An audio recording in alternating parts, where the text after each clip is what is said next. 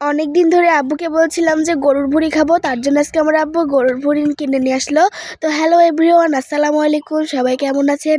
প্রতিদিনের মতো আজকে একটি নতুন ভিডিও নিয়ে চলে আসলাম। অনেকদিন ধরে জেদ করছিলাম যে গরুর ভুঁড়ি খাওয়ার জন্য আব্বু আজকে গরুর ভুঁড়ি কিনে নিয়ে এসেছে। গরুর ভুঁড়ি খেতে কিন্তু অনেক মজা। আপনাদের কাছে কার কার ভালো লাগে অবশ্যই কিন্তু কমেন্ট করে জানাবেন। আমাদের কাছে অনেক ভালো লাগে। যাই হোক, এখানে কিন্তু আমার আব্বু 1 কেজি বড়ই কিনে নিয়ে এসেছিল, আর এই বড়ইগুলো কিন্তু অনেক বড় বড় ছিল। তার সাথে একটা ব্রয়লারও কিনে নিয়ে এসেছিল, যেহেতু আমি ব্রয়লার খেতে অনেক ভালোবাসি। তো যাই হোক, একটা হাফ লিটারের তেলও নিয়ে এসেছিল, যেহেতু আমরা গরিব মানুষ, আমরা বেশি করে বাজার করতে পারি না, তার জন্য অল্প অল্প করে বাজার করি। যাই হোক, দেখেন আমাদের বতকের বাচ্চাগুলো কিন্তু নেওয়া বেশি দিন হয়েছিল না, তারা কিন্তু অনেক বড় হয়ে গিয়েছে, আর তারা কিন্তু অনেক সুন্দর করে বেড়াচ্ছে। তো যাই হোক, দেখেন আমার আব্বু কিন্তু 1 কেজি গরুর ভুঁড়ি নিয়ে এসেছিল, সেগুলো আমার আম্মু ঢেলে নিচ্ছিল। তো যাই হোক, এগুলো আমার আব্বু আর আমার আম্মু বাড়ির ভিতরে নিয়ে যাচ্ছিল। আর দেখেন বড়ইগুলো কত বড় বড়, এগুলো কিন্তু খেতে অনেক মিষ্টি হবে।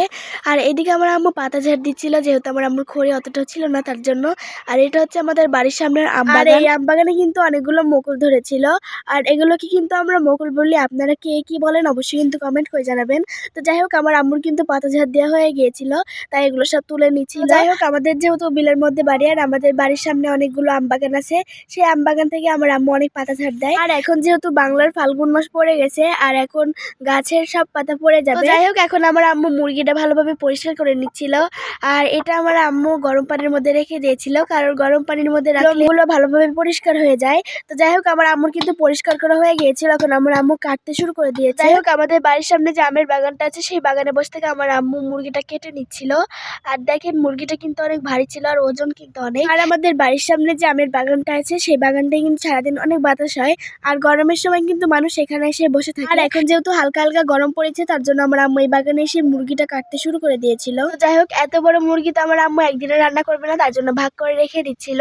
আর আমার আম্মুর কিন্তু মুরগি কাটা শেষ, আমার আম্মু এখন ভাতটা চড়িয়ে দিচ্ছিল, যেহেতু আজান দিয়ে দিয়েছিল দুপুরের, আর আমাদের কিন্তু একটু রান্না করতে দেরি হয়ে গিয়েছিল।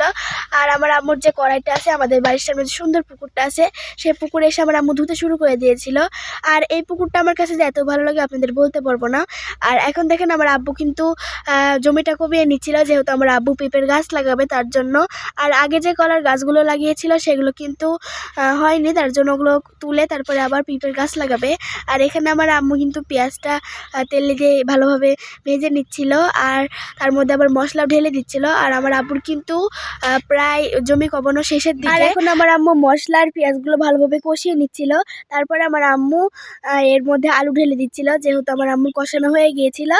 আর আজকে কিন্তু মাংস রান্না করবে, তার জন্য আমি অনেক খুশি হয়েছিলাম, যেহেতু মাংস খেতে অনেক ভালোবাসি। আমার আম্মু কিন্তু মাংস খেতে অতটাও ভালোবাসে না, আমি আর আমার আব্বু মাংস খেতে অনেক ভালোবাসি। তো যাই হোক, আমার আম্মু কিন্তু মাংস রান্না প্রায় শেষের দিকেই, আর আমার আম্মা এখন দেখছিল যে মাংসটা কষানো হলো নাকি।